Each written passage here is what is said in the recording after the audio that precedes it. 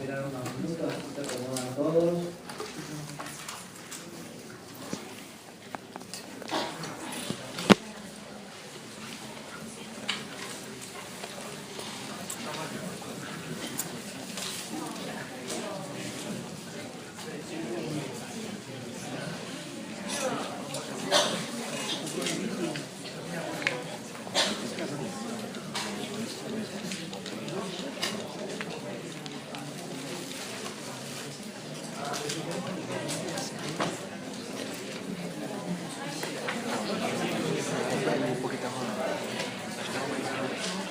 Bueno, vamos a comenzar. ¿Qué es la insuficiencia cardíaca? Es la incapacidad del corazón como bomba. Ustedes saben que es una bomba aspirante impelente el corazón para mantener un gasto cardíaco adecuado según los requerimientos metabólicos del organismo en determinado momento. Según la definición, según esta definición, debemos tener presente que es un conjunto de signos y síntomas causados por un funcionamiento inadecuado del corazón, ya sea desde lo estructural, funcional, de alteraciones del ritmo o de la conducción. Inadecuado llenado o vaciamiento del ventrículo y que no satisface las necesidades metabólicas del organismo. ¿Qué propiedades tiene ese corazón? Nuestro corazón. El magnotropismo, que es la excitabilidad, el cronotropismo, que es el automatismo, el bromotropismo, que es la conductibilidad, y el inotropismo, que es la contractilidad. Cualquiera de estos factores, propiedades, pueden estar afectadas, una o varias.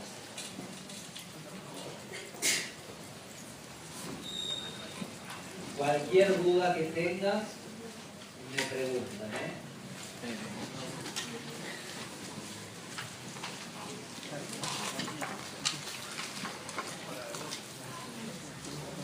Bueno,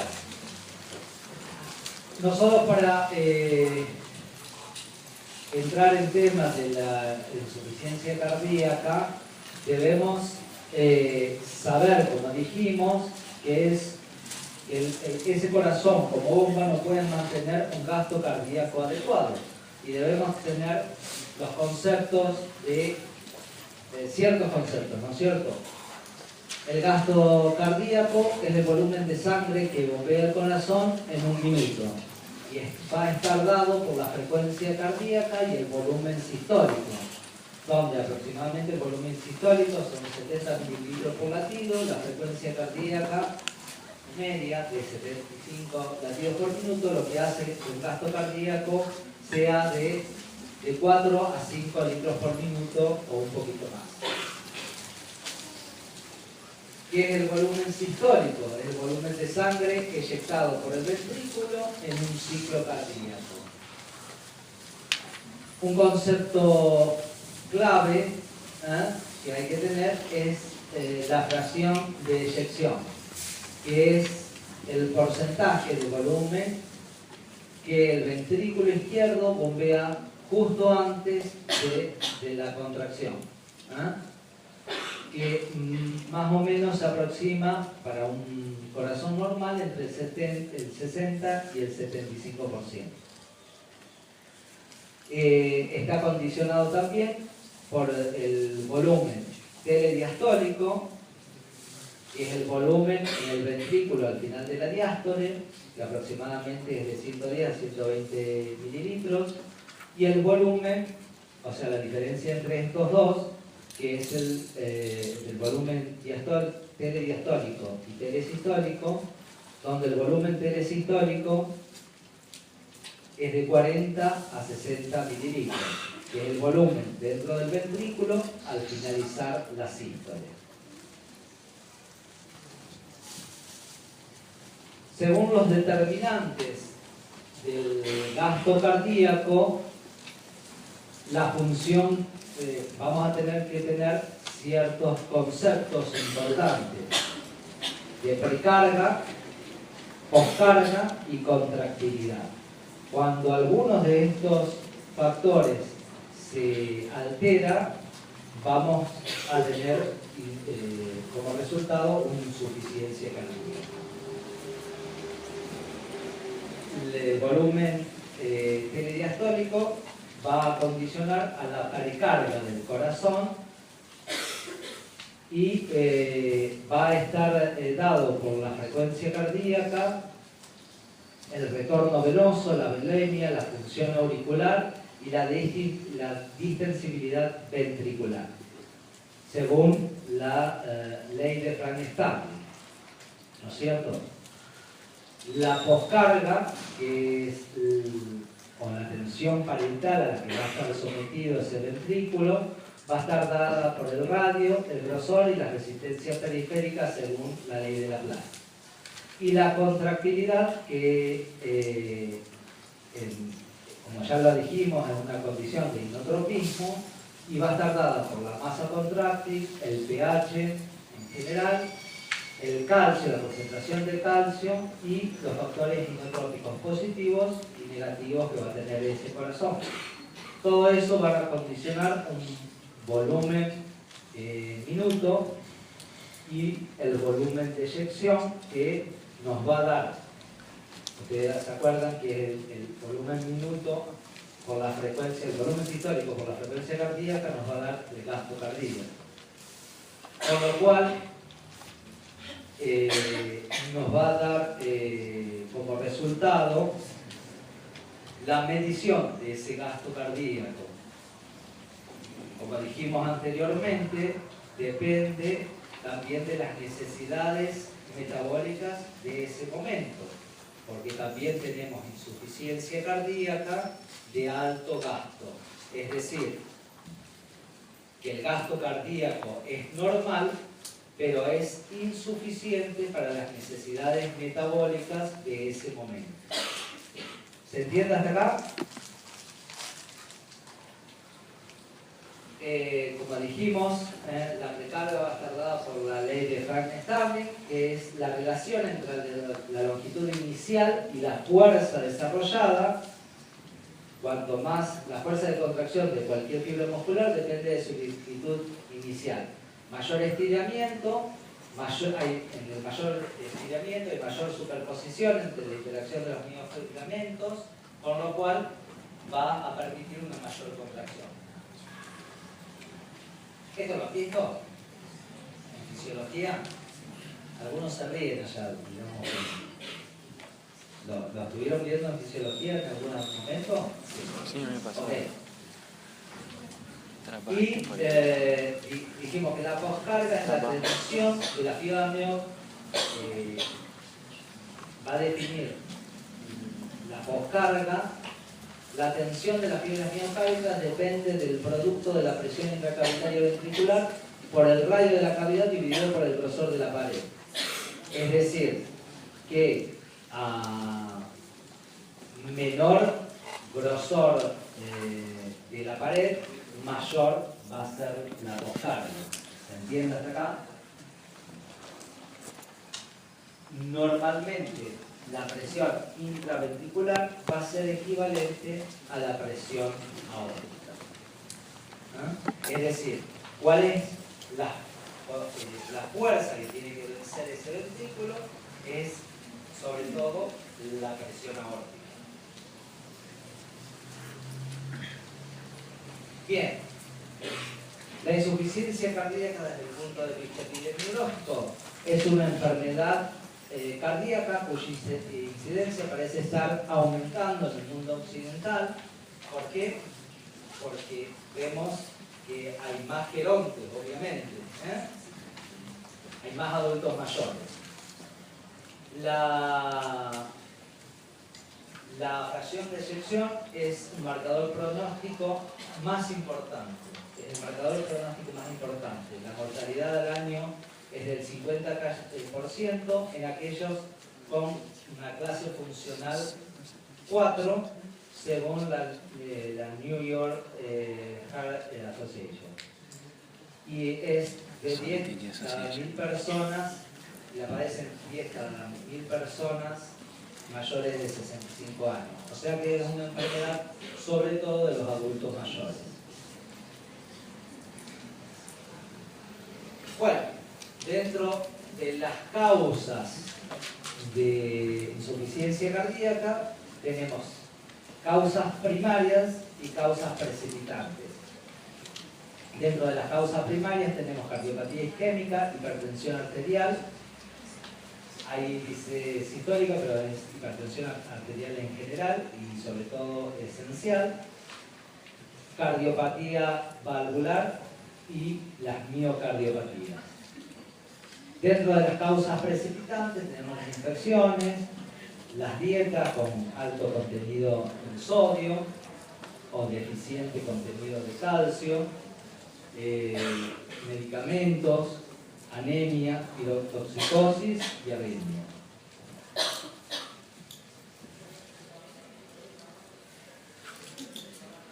Bueno, las causas de insuficiencia cardíaca son muchas y múltiples, sobre todo según sean izquierdas o derechas. Todas las enfermedades, en general las enfermedades pulmonares, como hipertensión pulmonar o dar una insuficiencia cardíaca derecha, y las izquierdas, como dijimos, sobre todo las de causas isquémicas, ¿no es cierto?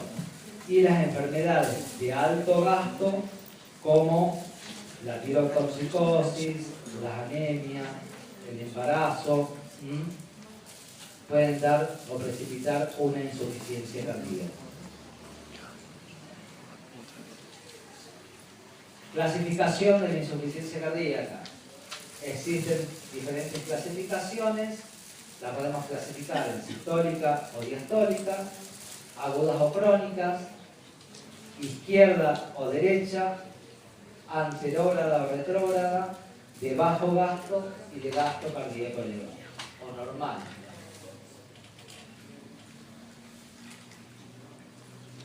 En la insuficiencia cardíaca sistólica hay un fallo de la función contráctil del miocardio con disminución del volumen sistólico y de la fracción de eyección menor al 50%. Las causas más frecuentes son las isquemias miocárdicas, todas las patologías isquémicas, y las miocardiopatías, sobre todo las dilatadas. Sobre todo las dilatadas, pueden ser las hipertróficas, generalmente dan derecha. Perdón, dan diastólica. En la diastólica hay un trastorno en la relajación con un llenado anormal del ventrículo izquierdo. Hay alteraciones de la distensibilidad miocárdica, hay aumento de las presiones de las cámaras cardíacas, con lo cual condiciona congestión pulmonar y disminución del volumen sistólico. Las causas frecuentes de disfunción diastólica son la hipertrofia ventricular izquierda, la isquemia miocárdica, sobre todo la subendocárdica, la pericardititis constrictiva o el taponamiento cardíaco, las miocardiopatías restrictivas y las sobrecargas de presión, sobre todo, que van a dar hipertrofia. Acá hay un cuadro diferencial entre insuficiencia cardíaca diastólica e insuficiencia cardíaca sistólica. Las diastólicas se ven muchos en ancianos, las sistólicas puede verse en cualquier edad. Acuérdense que las causas más frecuentes son las isquémicas. El sexo se ve más en mujeres, en las diastólicas, y la sistólica en hombres. La fracción de eyección puede estar conservada o normal y aproximarse al 40% más. En la insuficiencia cardíaca sistólica generalmente está disminuida a menos del 40%. El tamaño del ventrículo izquierdo es normal, porque hay una hipertrofia concéntrica del ventrículo izquierdo. En cambio, en la sistólica, cuando lo encontramos o cuando consulta, generalmente está dilatado. En la radiografía de tórax podemos ver congestión pulmonar, obviamente, con o sin cardiomegalia, porque hay una hipertrofia concéntrica. En cambio, en esta siempre hay cardiomegalia. En las dos podemos tener S3 y S4.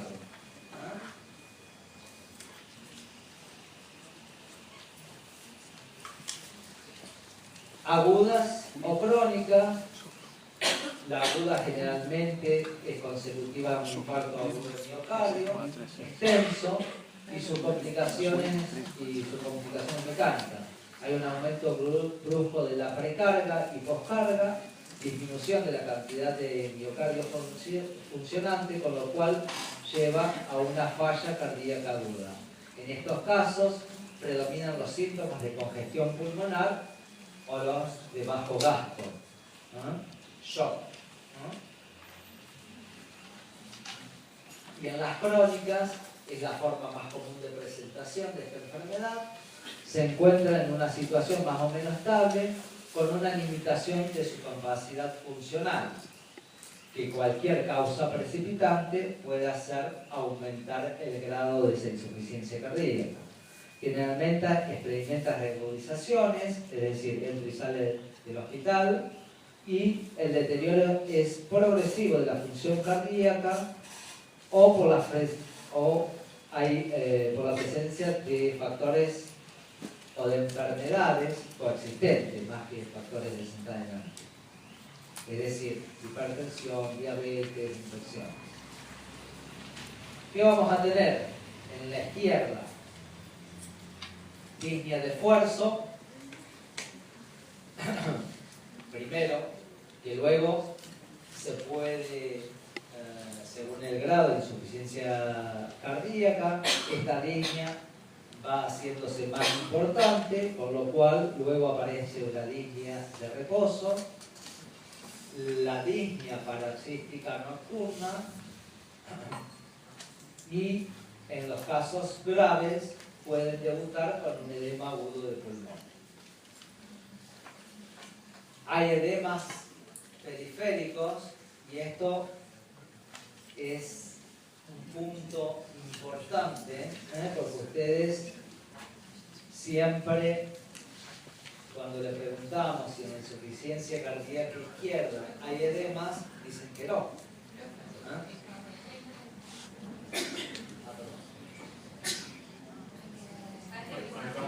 Cualquier botón de control.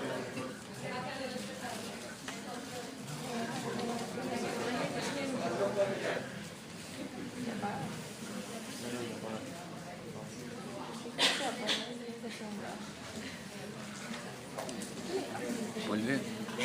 Volver. Volver.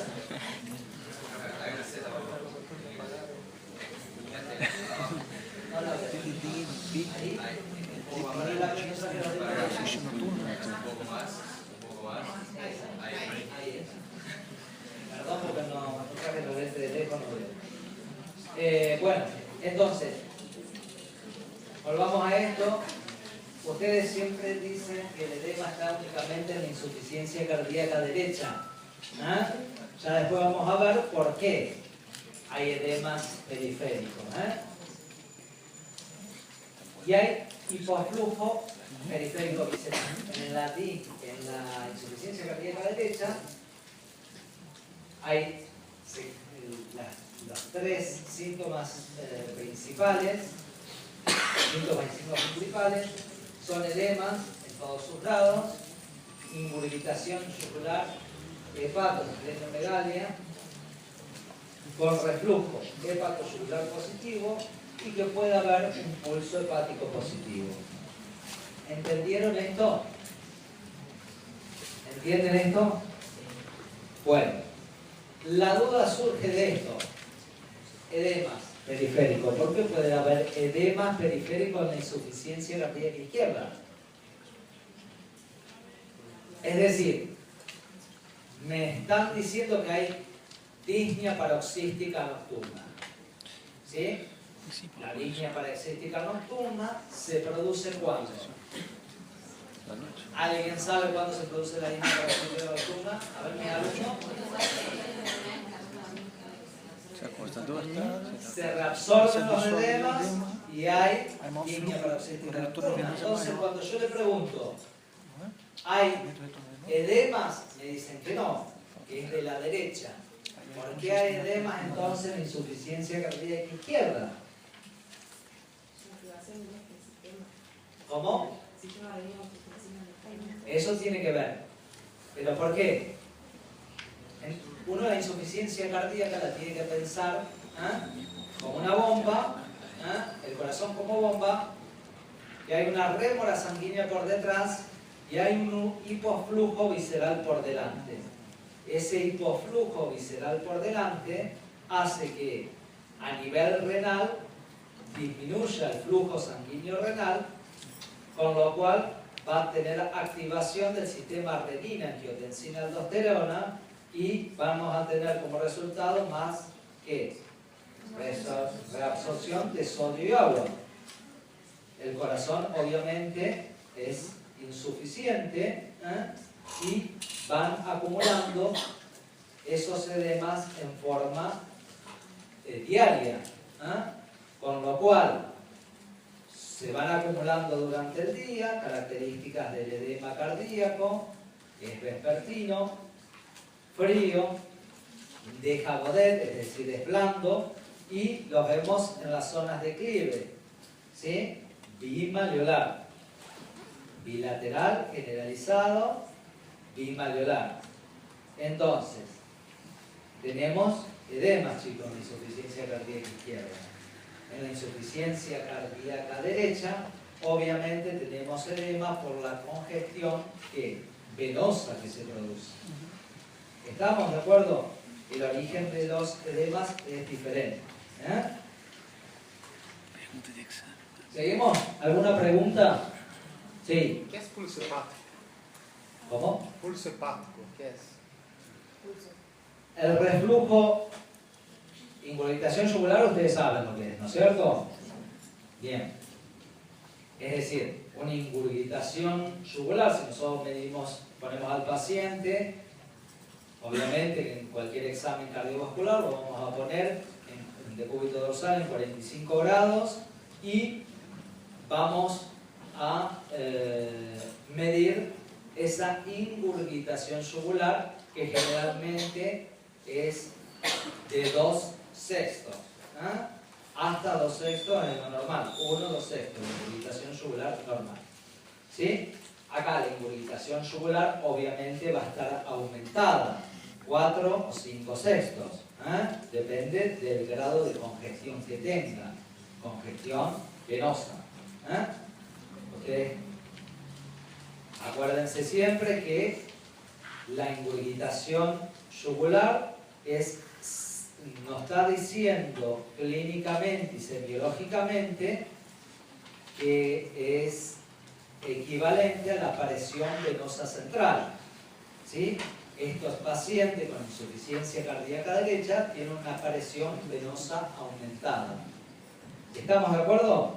Ahí está, ¿estamos bien? ¿Alguna duda hasta acá?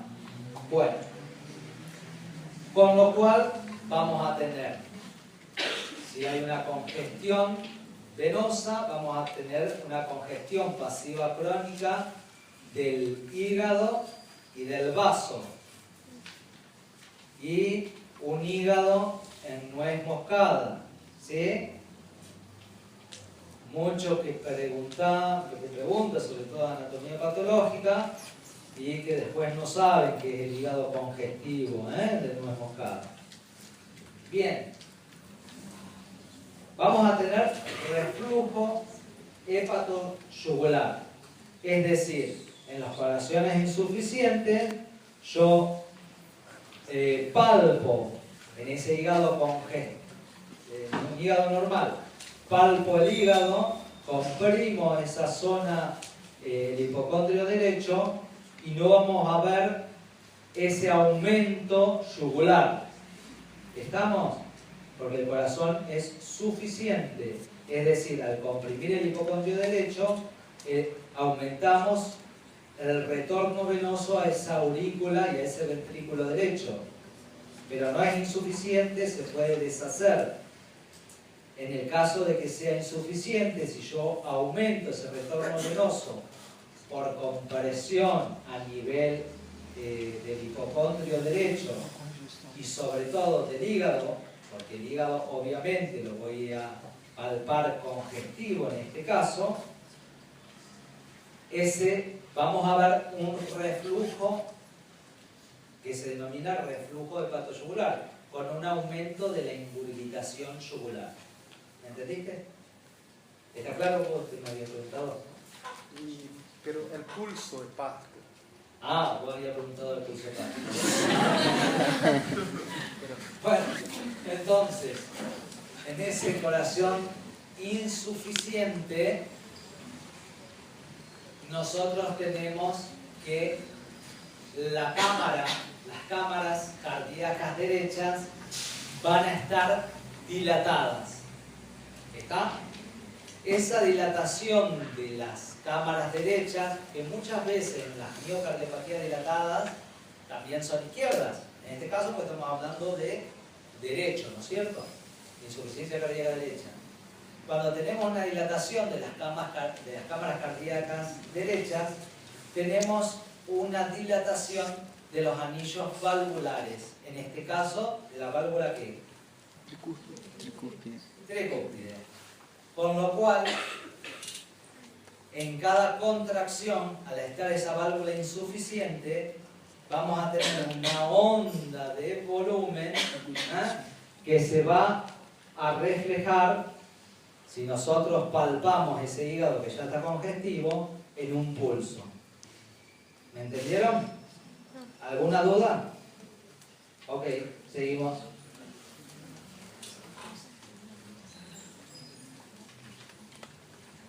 Dijimos los diferentes grados de disnea.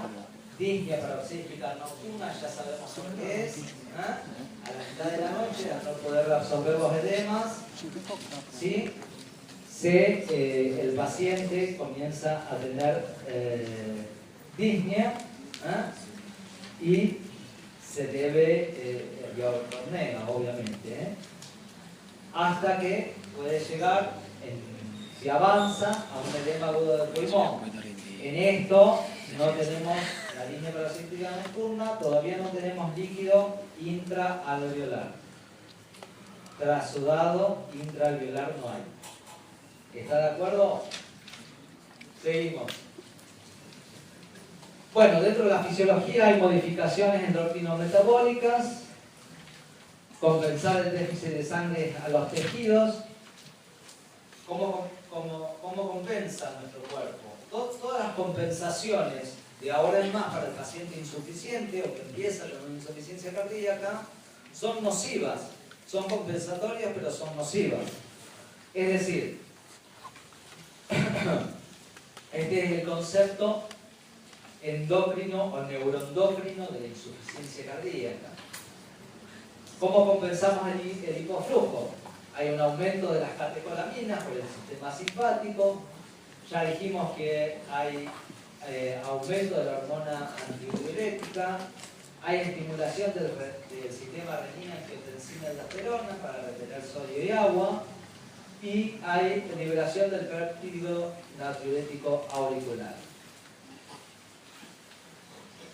Con lo cual, al dilatar el ventrículo, según Frank Stanley, vamos a aumentar la precarga por retención hidrosalina.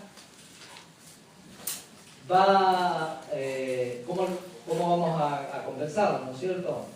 Con una hipertrofia del miocardio, aumentando la masa contráctil, por aumento de las catecolaminas a través del sistema nervioso simpático y las suprarrenales, y por activación del sistema renina-angiotensina-aldosterona. Las sobrecargas de presión, al haber un aumento de la presión sistólica, va a aumentar la tensión sistólica de la pared, va a haber una adición paralela de miofibrrillas, un engrosamiento parietal y lo que vamos a tener una hipertrofia concéntrica que va a aumentar más obviamente la sobrecarga de presión, ¿sí? Entonces, ante toda sobrecarga de presión va a haber una hipertrofia concéntrica. En cambio, las sobrecargas de volumen, hay aumento de la presión diastólica, aumento de la tensión diastólica de la pared, adición seriada de nuevos sarcómeros, aumento del tamaño de la cavidad y hay una hipertrofia excéntrica. ¿Sería por eso la diferencia de los sexos para el trastorno hipersensible? ¿Cómo? La mujer tiene más la diastólica. Sí. Y el hombre la sistólica. No, depende del sexo, depende de la sobrecarga. ¿Ah? Depende de la sobrecarga. Sí, pero porque es un dato epidemiológico, pero eso depende de la sobrecarga. Entonces, ante la sobrecarga de presión, tenemos una hipertrofia concéntrica. ¿Cómo responde el miocardio? Esto sería. Ante una sobrecarga de presión, una hipertrofia concéntrica y una sobrecarga de volumen, una hipertrofia excéntrica. ¿Sí? Es decir, que si nosotros queremos pesquisar en las sobrecargas de presión, vamos a encontrar a nivel semiológico, no vamos a pesquisar mucho porque en los datos semiológicos que vamos a tener, al haber una hipertrofia concéntrica, el corazón va a estar prácticamente su choque de punto de latido persiano va a estar normal. ¿Ah? Puede ser, como lo hablamos con los chicos, más muscular. ¿Ah? En cambio, en la sobrecarga de volumen, el corazón ya va a haber otros datos, por lo cual el choque de punto del latido persiano va a estar modificado. Bien, entonces, no leo lo que dice acá. Es decir, la cardiopatía isquémica, miocardiopatía, u otras afecciones van a dar una lesión miocárdica y va a producir hipertrofia, apoptosis y fibrosis. Hipertrofia, apoptosis y fibrosis. Las isquemias dan apoptosis y por último fibrosis. ¿Sí? Bien, con lo cual la lesión miocárdica va a producir un menor aporte de oxígeno a los tejidos, es decir, acuérdense del hipoflujo anterógrado, y con activación de sistemas, es decir, neurohumorales e inflamación, renina, angiotensina, aldosterona, endotelina, hormona antidiurética y sistema simpático. Los péptidos natriuréticos van a estar aumentados, con lo cual van a intentar disminuir la retención hidrosalina, que por estas razones van a aumentar esa retención y van a dar un aumento de la precarga. Aumento para intentar aumentar la presión de perfusión, pero aumenta paralelamente también la poscarga. Y aumenta los requerimientos de oxígeno y aumenta otra vez más la lesión miocárdica. Es decir, es un círculo vicioso en el cual el corazón trata de compensarse hasta ciertos límites, pero en última instancia es siempre perjudicial para ese miocardio. Es decir, por sí solo las cuestiones adaptativas que ponen en marcha siempre en definitiva lo van a perjudicar. Bueno, entonces, en la insuficiencia cardíaca que vamos a tener, los de bajo gasto, un gasto cardíaco reducido, con lo cual me va a activar el sistema simpático y va a haber mayor vasoconstricción. También hay una presión de llenado cardíaca alta por la retención de sodio-agua. En definitiva, la activación del sistema renina-angiotensina-aldosterona y del sistema simpático va a dar como resultado mayor vasoconstricción, con lo que lleva a una reestructuración cardíaca. Esto también nosotros intentamos, sobre todo inhibiendo esto, y la activación de la angiotensina 2 intentamos reducirla en los pacientes con insuficiencia cardíaca.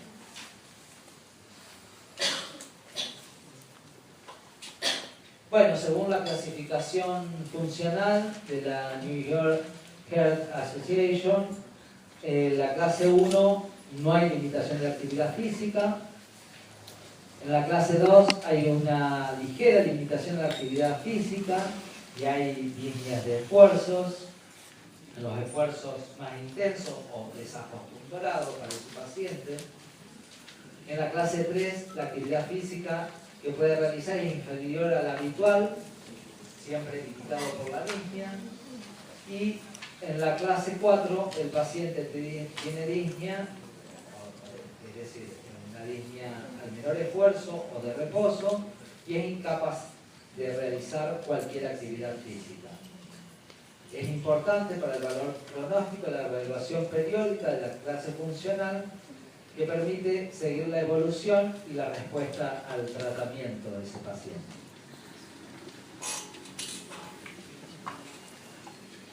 Entonces, dentro de la clínica tenemos que, debido a la rémora sanguínea la clínica se va a exponer a lo retrógrado que ya les expliqué, hay una rémora sanguínea a nivel pulmonar, y al hipoflujo de los órganos por delante, de órganos y tejidos. Entonces, debido a la rémora sanguínea tenemos como síntoma a nivel respiratorio, tenemos la disnea, que es la más frecuente, que hay una acumulación de líquidos en el intersticio pulmonar. Esto es una pregunta que siempre hacen los colegas míos cuando ustedes van a rendir. ¿A dónde está ese líquido? Acuérdense que está en intersticio, intersticial. Hay elevación de la presión venocapilar pulmonar y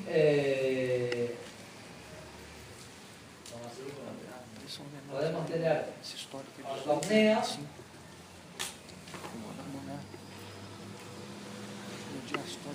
con redistribución de líquido de las extremidades al tórax, o disnea paroxística nocturna, que es la crisis de disnea 2 que despiertan al paciente por la noche. Cuando se acompañan de sibilancia se lo denomina asma cardíaca. En el edema agudo de pulmón hay acumulación de líquido en el intersticio pulmonar y líquidos en los más líquidos en alveolares, es decir, ya traspasó el intersticio y hay acumulación de líquido de ultrasudado en los alveolos pulmonares, cursando con disnea y ortopneas intensas. Es decir, acuérdense que el edema agudo del pulmón, aparte de la disnea intensa, nosotros vamos a ocultar lo que se denomina rales crepitantes en marea ascendente. Rales crepitantes en marea ascendente. Primero lo escuchamos a nivel bibasal y luego, cuando obviamente la congestión es mayor, cada vez más arriba, ocupando más los pulmones. También en la insuficiencia cardíaca crónica podemos tener la respiración de Chekhov, que es muy característica, con apnea, hiperventilación e hipocapnia. Hay disminución de la sensibilidad del centro respiratorio al dióxido de carbono por hipoperfusión cerebral. Debido al hipoflujo de los órganos y tejidos, va a haber fatiga, debilidad, cansancio y agotamiento. Eso se debe al hipoflujo muscular.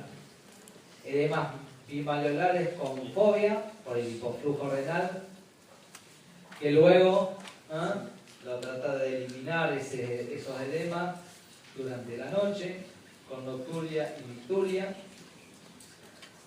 Eso condiciona el hipoflujo cerebral, la nocturia y micturia, que también haya somnolencia, porque no duermen bien esos pacientes, se levantan muchas veces de noche. Hay irritabilidad por el hipoflujo cerebral, deterioro cognitivo y puede haber síndrome confusional. Dentro de los síntomas gastrointestinales podemos tener náuseas, diarrea, constipación, que es bastante frecuente la constipación, síndrome de mala absorción, porque obviamente está congestionado su intestino y su hígado. Puede haber disfagia por una gran cardiomegalia, es decir, que la aurícula izquierda impresione sobre el esófago, la parte inferior del esófago, y esto puede condicionar una disfagia. Y puede también dar anorexia. Generalmente estos pacientes tienen algún grado de insuficiencia renal también, con lo cual, si sumamos que son pacientes polimedicados, que pueden estar tomando aspirina, con lo cual es lesivo para la mucosa gástrica, y pueden tener ahí anemia por pérdida de sangre, aparte que no absorbe bien los nutrientes por el síndrome de mala absorción, tienen anorexia, no tienen apetito. Todo esto condiciona que haya también un síndrome anémico, desde la parte renal, como les hablé, porque la insuficiencia renal hace que disminuya la eritropoyetina. Pueden tener palpitaciones, palidez, cianosis, diaforesis, y generalmente, como está activado el sistema nervioso simpático, vamos a tener en estos pacientes una taquicardia sinusal. Pueden tener taquipnea, hipertensión, pulso filiforme y arrítmico. Es muy frecuente en los pacientes. Ustedes saben que, como dijimos, esta patología se ve más en los pacientes adultos mayores de 65 años, y es muy frecuente la fibrilación auricular. Por lo cual, cuando existe una fibrilación auricular, es una de las primeras causas de descompensación de su insuficiencia cardíaca. ¿Por qué? Acuérdense que estos pacientes están compensando por la precarga, ¿sí? Por la precarga. Es decir, que si nosotros a eso le sumamos la falta de contracción auricular, que normalmente se estima que colabora en un 30% del llenado ventricular, vamos a tener uno de los desencadenantes más frecuentes de insuficiencia cardíaca. Fibrilación auricular. Entonces, el choque de punta lepidoflexiano va a estar alterado en los casos de cardiomegalia excéntrica, va a estar desplazado hacia la izquierda y hacia abajo, por lo cual va a estar aumentado también el área de ese choque de punta o latido pexiano. En el caso, si está dilatado, va a ser más permanente. El latido diagonal va a estar presente dentro del latido patológico y el transversal superior por dilatación de la aurícula izquierda. Los R1 y R2 van a estar hipofonéticos y el R3 izquierdo, acuérdense que los R3 aparecían cuando son R3 y R4 eran ruidos diastólicos y el R3 aparece cuando hay un aumento en el volumen. Ustedes fueron a simuladores todos. Sí. ¿Todavía no fueron todos?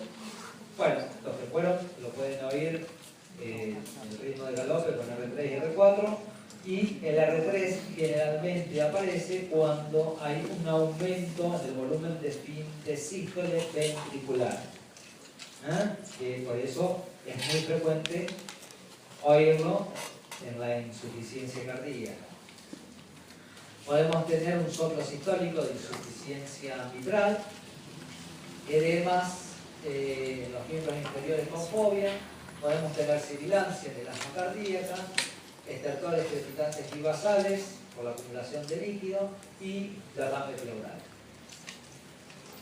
En el caso derecho vamos a tener incurvitación yugular, 3 sextos o más, pulso yugular alterado, latido sagital, que lo vemos en los crecimientos del ventrículo derecho, y transversal inferior, crecimiento de la aurícula derecha. Latido epigástrico superior invertido, ¿se acuerdan que el latido epigástrico superior es negativo? En este caso se positiviza. La R1 y R2, el R1 es hipofonético, el R2 puede estar desdoblado. Hiperfonético en el caso, por ejemplo, de una hipertensión pulmonar. Y un R3 derecho. También podemos encontrar un soplo sistólico de insuficiencia tricuspidia, hepatomegalia dolorosa, que puede en algunos casos presentarse con ictericia o con una ictericia subclínica, reflujo hepatoyugular positivo, pulso hepático positivo, edemas, ascitis, derrame pleural y anasarca. Obviamente que todos estos edemas condicionan un aumento del peso corporal. Tenemos criterios mayores para el diagnóstico de insuficiencia cardíaca, diferentes criterios, ¿no es cierto? Mayores y menores, según Framingham. Los criterios mayores de la insuficiencia cardíaca son disnea paroxística nocturna, distensión venosa yugular, crepitantes, cardiomegalia, edema agudo del pulmón, ritmo de galope por tercer ruido y la presión venosa central o mayor a 10 centímetros de agua, con reflujo hepatoyugular positivo. Esos son todos los criterios mayores. Dentro de los criterios menores tenemos edema de miembros inferiores, tos nocturna o recurrente, disnea de Ferso, hepatomegalia, derrame pleural, la capacidad vital disminuida, capacidad pulmonar disminuida y taquicardia mayor a 120 latidos por minuto. Para decir que un paciente tiene insuficiencia cardíaca, debemos reunir, hacer el diagnóstico de insuficiencia cardíaca, un criterio mayor y al menos dos menores. Es decir, un mayor y dos menores. En el caso del mayor o menor, esto puede sumarse una disminución de mayor a 4,5 kilos en 4 o 5 días después del tratamiento con diuréticos. Sí. ¿Dos mayores también pueden ser menores? No, es un mayor y dos menores. ¿Ah? Cualquiera de un mayor y dos menores. Sí. ¿Por qué sería la tos? La tos es porque toda va a tener congestión pulmonar. ¿Ah? Y la congestión pulmonar va a hacer que el árbol bronquial pulmonar esté también congestivo, con lo cual vamos a tener también un mecanismo de defensa, que es la tos. ¿Ah? Dentro de los diagnósticos que hacemos en este paciente, aparte de los criterios, le vamos a pedir un electrocardiograma, con lo cual el electrocardiograma es inespecífico en sí. Vamos a tener alteraciones de la repolarización, podemos tener algún bloqueo de rama, todo esto depende también de si es una miocardiopatía dilatada o no. Podemos llegar a tener algún bloqueo de rama, según la causa, sobre todo la causa de insuficiencia cardíaca, taquicardia sinusal y otras arritmias, como es la fibrilación auricular, y signos de hipertrofia ventricular. En la radiografía de tórax, ¿qué vamos a ver? Signos de hipertensión venocapilar pulmonar, edema peribronquial, perivascular y alveolar, derrame intercisular o un derrame pleural franco, ¿no? Aquí se ve un infiltrado, no sé si se ve bien, un infiltrado alveolar difuso bilateral, que es el típica radiografía en alas de mariposa. No se ve muy bien, ¿sí? Y obviamente vemos una cardiomegalia, Vemos acá una cardiomegalia. Sí. ¿Cómo se identifica el derrame pleural? Derrame pleural es como cuando vas al baño. Todo depende de la cantidad de derrame pleural. Pero en estos pacientes generalmente vemos un fondo de saco ocupado o desocupado. Aquí lo vamos a ver si tengo la flecha. Esto, fondo de saco ocupado o desocupado. Ojo, podemos tener grandes derrames. ¿Estamos? Y también podemos tener muy pequeños, que se denominan derrames subpleurales. Eso es una condición radiológica, es decir, aquí debajo son pequeñas acumulaciones de líquido en la parte inferior del pulmón, y a nivel de la placa vemos que la lengüeta anterior pulmonar no se transparenta. Pero eso es muy específico. Bueno, dentro de los métodos más importantes de diagnóstico, no quiere decir los otros que nos sirvan, a todo paciente le vamos a hacer un electro, a todo paciente le vamos a sacar una placa de tórax, pero como dijimos, lo que nos va a informar sobre todo como de ese gasto cardíaco es la fracción de eyección, y eso lo vamos a ver a través del ecocardiograma. Todos los pacientes con clínica sugerente de insuficiencia cardíaca se les mira a todos en el primer episodio y es diagnóstico y pronóstico. También, obviamente, que le vamos a pedir un laboratorio que podemos ver. Una hiponatremia dilucional, porque tienen mayor volumen plasmático de estos pacientes,